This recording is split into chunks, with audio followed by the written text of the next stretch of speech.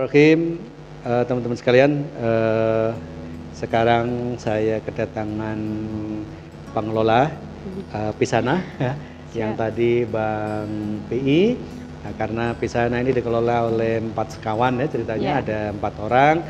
Tadi Bang PI udah cerita banyak tentang Pisana ini, dan sekarang sengaja saya hadirkan Mbak Maya. Mbak Maya ya? Betul? Iya, Mbak Maya. Sebagai bagian dari pengelola Pisana. Oke, baik. Sebelum banyak bercerita, Mbak Maya, boleh diceritakan dulu tentang data dirinya, mungkin sekarang lagi ngapain, kemudian ya cerita-cerita sedikit tentang Mbak Mayanya. Silakan, monggo. Oke, bismillahirrahmanirrahim. Assalamualaikum warahmatullahi wabarakatuh. Waalaikumsalam. Perkenalkan, nama saya Rosmaya Sari. Rosmaya Sari. Iya, tapi teman-teman biasa panggil Maya. Maya. Mai ya? Iya. Mai itu Mai Saroh biasanya. Oke. Kalau saya sendiri itu di tim ini sudah bekerja di salah satu instansi sekolah yayasan. Sebelumnya saya alumni dari kampus UIN Alauddin Makassar. UIN Alauddin, ya. Sekarang ngajar sudah berjalan sekitar 3 tahunan. 3 tahunan. Ya, 3 tahunan. Di mana tuh, Mbak? Sekolah Alam Insan Kamil. Sekolah Alam Insan Kamil, ya, ya, oke.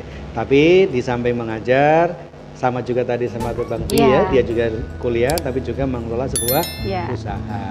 Oke, good. Kenapa tertarik di usaha, Mbak? Kan udah cukup saya di yayasan aja gitu. Kalau tertarik dalam dunia usaha sih sebenarnya ada keinginan untuk melakukan sesuatu yang baru. Oke. Karena memang sih kalau orang pikir sudah ngajar, buat apa lagi cari itu. Kan kita kalau dalam istilahnya berusaha lah untuk memaksimalkan apa yang ingin kita capai. Jadi saya ingin mencoba sisi lain. Sisi lain. Di latar belakangnya juga berbisnis itu ini semacam mengembangkan skill yang kita miliki, karena siapapun bisa melakukannya. Oke. Dan juga ternyata bisa ya. Iya. Artinya jadi teman-teman sekalian, berbisnis itu bukan menghalangi untuk aktivitas lain lagi ya. Jadi berbisnis jalan, kemudian kepada kegiatan lain tetap juga jalan. Dan intinya adalah bagaimana kita bisa mengatur waktu seefisien mungkin ya. Oke, good. Nah, tadi udah banyak bercerita Bang VI-nya ya. Tentang asal usulnya tadi udah ya. Katanya udah banyak produk akhirnya mengerucut menjadi Pisana ya. Kemudian yang sekarang saya mau diskusikan atau kita obrolin dengan Mbak Maya adalah target pasarnya ini anak muda kah, ibu-ibu, atau siapa nih, Mbak, yang makan Pisana ini? Kalau Pisana sendiri sih namanya keripik ya, cemilan. Kalau cemilan itu siapapun bisa. Siapapun bisa. Yang penting punya gigi. Iya. Yang penting suka ngemil. Jadi targetnya kalau cemilan yang suka ngemil pastinya target utamanya. Jadi biasa ibu-ibu biasanya. Iya, ibu-ibu yang suka nongkrong, suka ngumpul. Ya. Oke, good. Kemudian selama ini pemasarannya kemana saja? Tadi kalau targetnya ibu-ibu, berarti tidak menutup kemungkinan juga mungkin bapak-bapak seperti tadi. Iya, betul. Semua kalau keripik sih semua orang suka, baik anak-anak, malah anak-anak banyak yang suka karena rasanya ada manis, ada asinnya juga, dan kriuk-kriuk begitu. Kriuk-kriuk ya. Kan anak-anak suka ngemil. Jadi suka ngemil. Apalagi sekarang anak-anak itu generasi rebahan ya. Iya.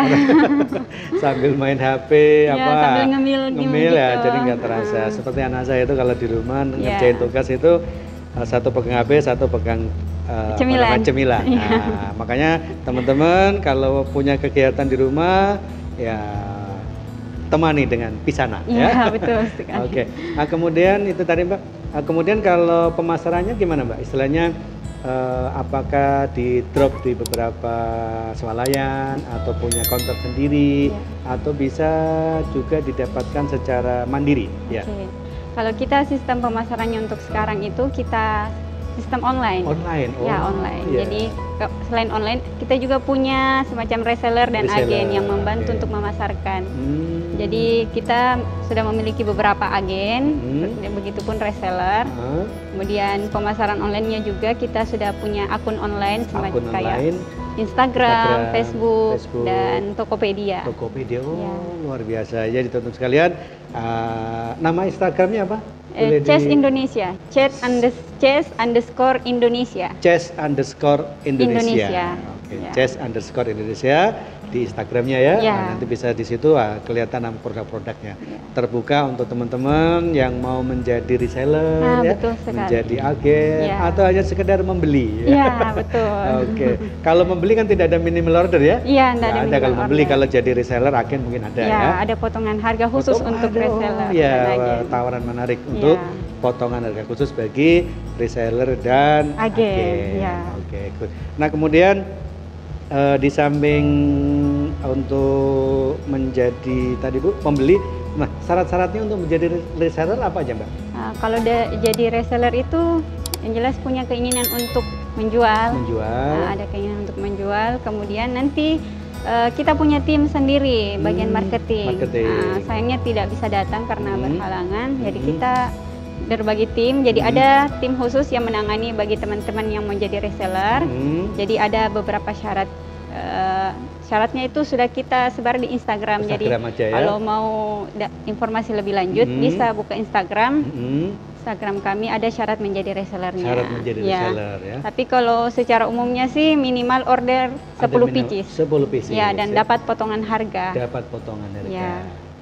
Jadi 10 pieces dapat potongan harga. Syarat minimal menjadi seorang reseller. Nah, beda lagi dengan agennya. Beda ya? Iya, beda dengan agen. Kalau agen kayak apa? Kalau agen itu dia ada minimalnya juga. Minimalnya juga.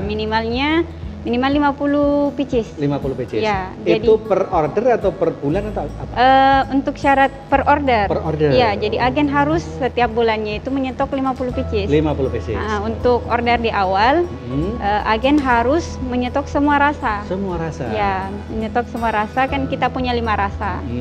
Jadi mereka harus menyetok 10 masing-masing rasa. 10 masing-masing rasa ada 10. Iya, 10 pieces. Untuk bulan berikutnya bisa mereka atur sendiri, yang jelas harus 50. 50 ya. Oke, jadi teman-teman sekalian saya kira sangat mudah untuk menjadi reseller dan agen dari Pisana ini, dan saya yakin dengan kemasan yang bagus ya, ini sudah eye catching ya, kemasannya, dan saya yakin sangat diminati kaum muda, ibu-ibu, dan juga saya kira juga anak-anak juga suka untuk menikmati Pisana ini ya. Betul. Kemudian Mbak Maya, kalau ketenaga kerjaannya ya, ketenaga kerjaannya ini kan tadi 4 foundernya ceritanya ya. Apakah juga menggunakan tenaga kerja lain, mungkin bagian produksinya, bagian pengemasannya, apakah kita juga merekrut tenaga kerja lain? Oke. Untuk bagian produksinya sendiri di awal-awal itu kami sendiri yang lakukan untuk bagian produksi. Tapi seiring berkembangnya waktu, kita mulai kedatangan banyak peminat, jadi kita mulai merekrut. Tapi sebenarnya untuk sementara kita belum membuka ke umum. Jadi saya bagian produksi membangun tim sendiri. Jadi ada tim khusus untuk proses penggorengan, untuk pemanggangan dan packing ya. Oke, jadi teman-teman sekalian, jadi secara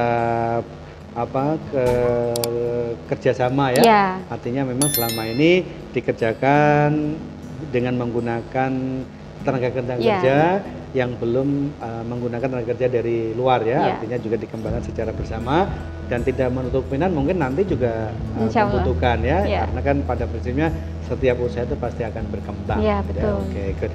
Nah kemudian kalau boleh ditahu di Makassar ini sudah bisa dinikmati di mana saja, Mbak? Selain kita sebagai produksi, kita punya agen satu di bagian Petarani, jadi bisa order di situ. Di sana ya.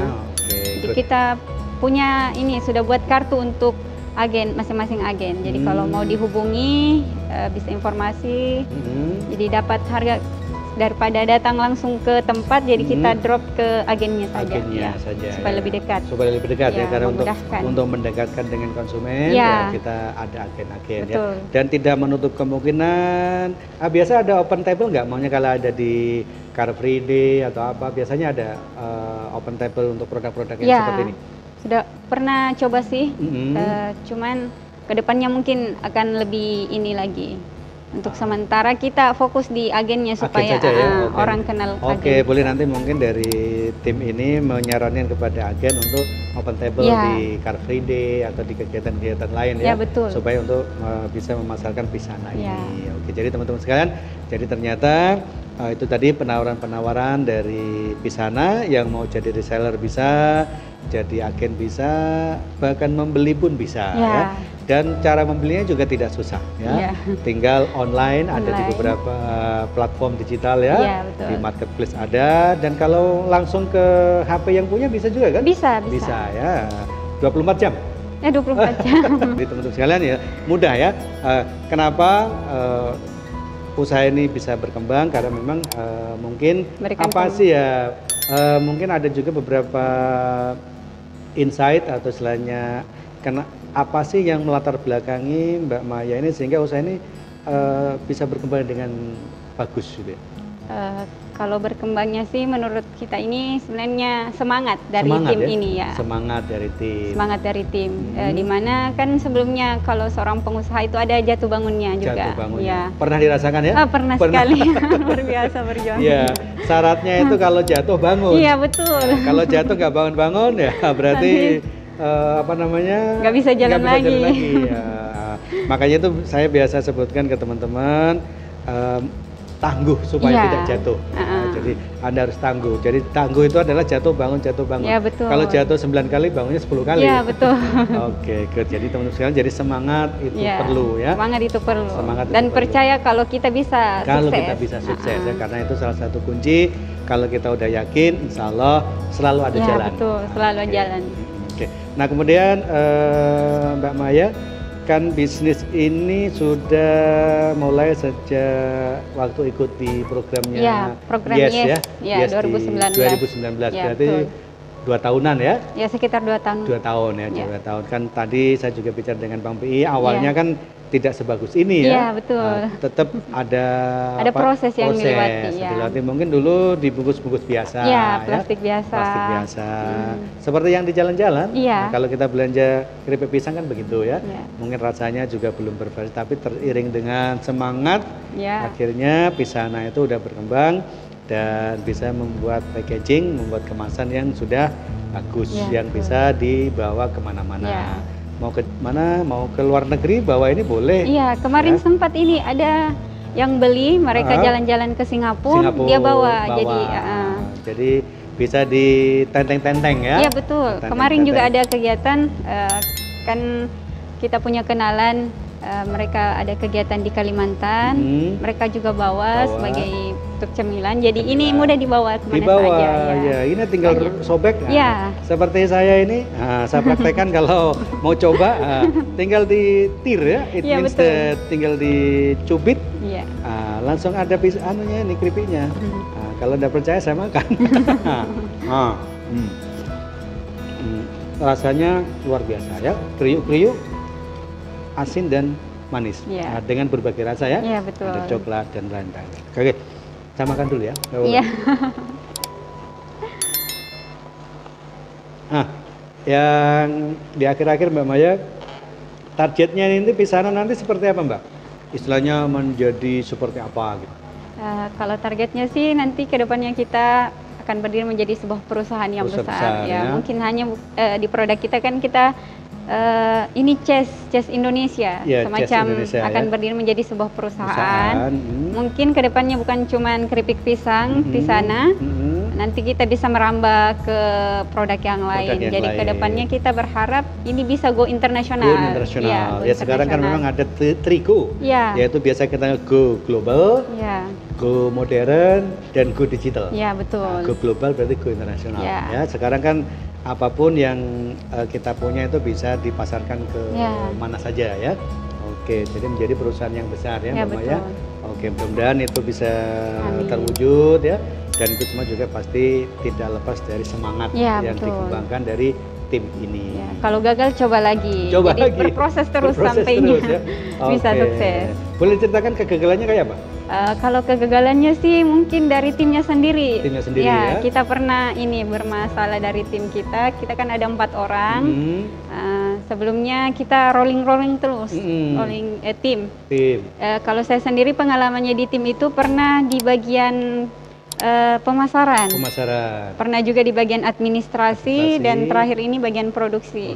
Jadi kalau dalam bisnis sendiri itu sebenarnya kalau kita bertim kita harus saling mengenal sebenarnya. Semacam tahu antara satu dengan yang lain. Iya, terbuka ya. Iya, terbuka. Apa masalahnya? Jadi kita bisa saling sharing. Kalau umpamanya yang dulunya saya kan bagian administrasi mungkin lemah di bagian administrasi, kita rolling ke teman yang lain yang bisa di bagian itu. Jadi kita berproses menemukan siapa yang cocok di sini karena dalam berbisnis itu sendiri memang bagus. Dalam berproses mungkin untungnya banyak, tapi kalau kita barengan tim itu alangkah bagusnya kalau kita sukses sama-sama. Berdiri bersama, jalan bersama dan sukses bersama. Jadi beda rasanya kalau sukses sendirian ya. Jadi sukses itu harus bareng-bareng gitu ya. Jadi makanya kita dibutuhkan kolaborasi. Iya, kolaborasi yang baik. Jadi kolaborasi, makanya ada reseller, ada apa. Nah, kemudian kalau boleh ditahu Mbak, untuk bahan bakunya ini ngambil di mana Mbak? Kalau kita punya bahan bakunya itu di pasar. Pasar saja ya. Jadi istilahnya memang memanfaatkan produk-produk yang ada di lingkungan. Selain kita membantu para pedagang yang ini supaya ya kan kalau mereka kan di pasar itu para pedagang cuman jual pisangnya, jadi kita melakukan kerjasama. Jadi kita pengelola pisangnya, mereka sebagai pemasok kita. Jadi kita melakukan ini semacam relasi lah. Jadi ada namanya timbal baliknya, rantai usaha kan begitu ya. Jadi kita butuh petani, pedagang ini butuh petani pisang juga gitu. Jadi itu menghidupkan itu. Ya salah satu misi kewirausahaan adalah menghidupkan rantai kehidupan. Jadi kita di CS ini kita selalu berpikir bagaimana supaya kita ini untungnya itu bukan hanya di kita, tapi kita bisa bermanfaat untuk orang lain juga. Ya. Oke, jadi teman-teman sekalian, jadi itu kalau kita mau berbisnis bisa sendiri, tapi lebih bagus kalau kita sama-sama ringan. Jadi kemudian juga bisnis juga bisa menghidupkan bisnis lain. Karena kita butuh kayak di Pisana butuh pisang, butuh minyak, butuh keju, butuh coklat, itu kan misalnya menggerakkan perekonomian. Ya. Oke Mbak Maya, di sesi yang terakhir Mbak Maya, sekarang kan banyak anak muda ini yang nonton di channel ini kan mungkin nanti rata-rata muda, walaupun saya sudah tidak muda lagi ya, tapi semangat saya selalu muda. Betul. Nah, itu apa kira-kira harapan-harapannya Mbak Maya di generasi muda sekarang untuk menekuni bisnis yang bisa dikembangkan zaman sekarang? Oke, kalau untuk pesan untuk teman-teman muda atau milenial, lakukan saja apa yang kamu mampu. Jadi untuk menemukan sebuah kesuksesan itu kita harus mengenal diri kita sendiri dulu. Kita mampu di bagian apa, setelah kita temukan kita lakukan itu dengan maksimal ya. Dan jangan pernah putus asa. Jangan pernah berputus asa.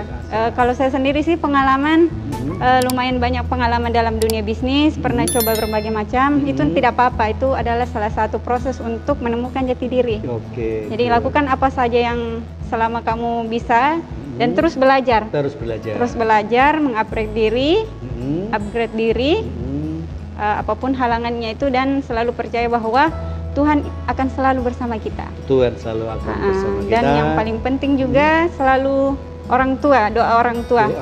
Ya, karena bagaimanapun kita terlahir dari orang tua, seorang ibu. Ya. Yang selalu pasti doanya mustajab. Iya, mustajab. Doanya sangat dikabulkan oleh Tuhan. Ya. Oke, jadi teman-teman sekalian, jadi lakukan anak muda, jangan ragu. Apapun yang memang dianggap itu positif, kemudian dikembangkan mulai dari sedikit-sedikit kemudian dikembangkan, kemudian tetap selalu memiliki semangat yang luar biasa ya. Karena apapun yang kita lakukan itu pasti akan membuahkan hasil. Biasanya saya lihat bahwa anak-anak muda ini kan kadang yang takut gagal. Takut gagal. Takut gagal, takut mencoba. Takut mencoba. Baru ditawari mungkin takut gagal. Takut gagal lah. Makanya jangan takut gagal. Jadi apapun itu untuk merasakan nikmatnya kegagalan. Jadi gagal itu bisa dinikmati. Bisa dinikmati dengan satu kesuksesan. Karena rasanya beda ya. Beda. Jadi kalau kita dulu pernah begini-begini ya bisa kita ceritakan ya. Iya, karena sukses itu bukan sebenarnya tidak dihitung dari mau tua atau muda, karena kita sudah melihat berbagai macam contoh. Contohnya saja mungkin kenapa saya selalu semangat, saya ini masih muda, saya masih memiliki potensi yang luar biasa yang bisa saya kembangkan. Mungkin ada beberapa merek yang foundernya itu sudah tua di usia mungkin bisa dibilang pensiun dan jiwa bisnisnya masih mulai ini dan dia bisa sukses. Sedangkan kita ini masih muda, kenapa tidak melakukan hal yang sama meskipun memang awalnya kita perlu namanya kegagalan untuk bisa sukses ke depannya. Iya. Oke. Dan tentunya setiap orang itu pasti memiliki jatah gagal katanya. Iya, betul sekali. Maka habiskan jatah gagal itu. Jadi uniknya kita nggak tahu berapa kali kita gagal ya. Makanya coba saja. Coba. Jadi makanya kalau teman-teman itu mau sukses ya, coba dan gagal dulu. Mudah-mudahan jatah gagalnya sedikit. Iya betul. Kalau kita coba 1 kali gagal, mudah-mudahan gagalnya 2 kali. Jadi yang ketiga udah sukses ya. Makanya dari situ kita bisa belajar. Dari kegagalan itu kita bisa mengetahui, oh ternyata saya kurangnya di sini. Saya bisa perbaiki di sini. Saya mungkin butuh orang yang bisa mengontrol atau butuh siapa. Di situ kita banyak belajar. Makanya belajar itu mulai dari kita lahir sampai kita meninggal. Selesai tugas kita di dunia ini. Iya betul. Oke, jadi itu teman-teman sekalian apa yang disampaikan Mbak Maya untuk generasi muda ya, jadi tetap lakukan yang terbaik. Nah, khusus untuk anak-anak adik-adik kita di YES. Mbak Maya kan sekarang Mbak Maya kan pernah ikut di YES tahun 2019 ya. Nah, sekarang kan ada juga programnya yang sedang berjalan. Apa kira-kira harapan-harapannya? Mungkin ada juga beberapa titipan supaya juga bisa berhasil seperti Mbak Maya sekarang. Kalau titipan pesan untuk adik-adik yang ada di YES atau teman-teman, mungkin di sana ada yang lebih tua daripada saya. Tetap semangat belajar, terus berproses, kemudian jangan takut mencoba. Dan mungkin salah satu juga kegagalan kita, mungkin proses gagal kita itu tidak mau mendengarkan mentor. Betul. Kan kita nanti di situ kalau di YES itu kita akan dibimbing oleh mentor kita. Dan kita dalam berbisnis itu betul-betul butuh namanya mentor.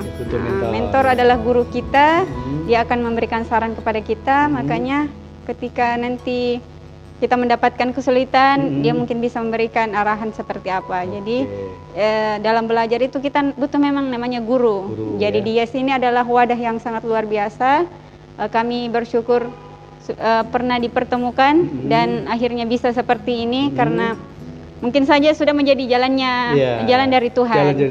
Kita dipertemukan, kita berproses, makanya untuk teman-teman tetap fokus belajar, berproses dan terus belajar. Jadi saya yakin karena memang semuanya akan berproses ya. Betul. Jadi ini biasanya gini Mbak, biasanya itu kita ini biasanya itu tidak tahan dengan omongan-omongan orang di sekeliling. Betul. Nah, untuk mensiasati gimana Mbak Maya? Kalau saya sendiri sih seiring berjalannya waktu itu ada istilah yang populer. Anjing menggonggong kapila berlalu. Jadi anjing menggonggong kapila tetap berlalu. Jadi saran mungkin ada yang negatif, ada positif. Mungkin negatif itu bisa menjadi cambuk untuk kita untuk menjadi lebih baik. Jika kalau ada orang yang mengatakan kamu tidak bisa, maka kamu harus tunjukkan bahwa saya bisa. Mungkin hari ini dia lihat kita gagal, usahakan besok kita sukses. Jadi untuk membalas bahwa ucapan yang mereka ucapkan itu tidak benar. Jadi itu memang harus kita yakini bahwa apapun yang disampaikan orang ke kita, kalau negatif ya diterima tapi ditolak. Intinya disaring lah, yang mana positif, yang mana membangun, karena kita juga butuh yang namanya komentar negatif untuk menjadikan kita menjadi lebih baik. Karena ada seperti ini, sebuah permata yang indah itu tidak akan menjadi sebuah permata yang harganya bernilai jika tidak dipoles. Ya, jika tidak dipoles menjadi permata yang sangat luar biasa. Butuh namanya polesan. Butuh namanya polesan, maka polesan itu anggaplah sebagai kritikan negatif. Ya. Untuk kritikan, ya digosok. Sama juga itu teko kalau digosok originnya tuh. Iya betul.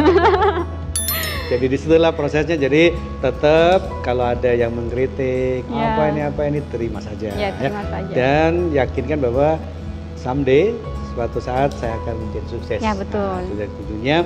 Nah, sehingga apapun yang kita lakukan itu akan berdampak pada diri kita. Jangan hanya dibilang gitu langsung drop. Iya, karena biasanya orang itu kebanyakan seperti itu. Baru ada kata negatif, kamu tidak bisa. Ya, saya tidak bisa, betul. Dan tidak mau lagi melakukan. Kalau saya sendiri sih mungkin karena semangatnya berusaha, karena saya selalu berpikir kalau orang bisa, saya kenapa tidak? Yes, good.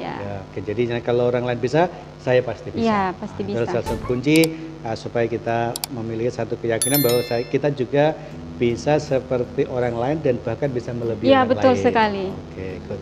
Oke, Mbak Maya, itu ngobrol-ngobrol kita hari ini. Makasih banyak. Mudah-mudahan apa yang disaringkan di channel ini bisa bermanfaat buat siapapun yang mendengar.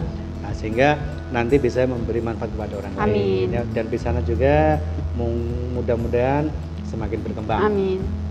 Semakin berkembang, kemudian juga bisa memberi dampak pergerakan perekonomian bisa membuka lapangan pekerjaan juga salah satunya. Good. Jadi ini produk ini didesain bagaimana orang bisa merasakan sensasi manis, asin, dan renyah. Orang bisa dalam satu gigitan itu orang bisa rasakan, ini sebenarnya manis apa asin. Jadi orang bisa kayak balance, seimbang antara, karena hidup ini butuh keseimbangan. Iya, butuh keseimbangan. Jadi manis disertai dengan asin dan kriuk-kriuk. Ya betul. Jadi menjadi manis, asin, dan kriuk-kriuk. Kita punya slogan ya untuk kewirausahaan, yaitu wirausaha kuat menguatkan Indonesia. Bisa? Wirausaha kuat menguatkan Indonesia. Terima kasih, saya Ali. Assalamualaikum warahmatullahi wabarakatuh.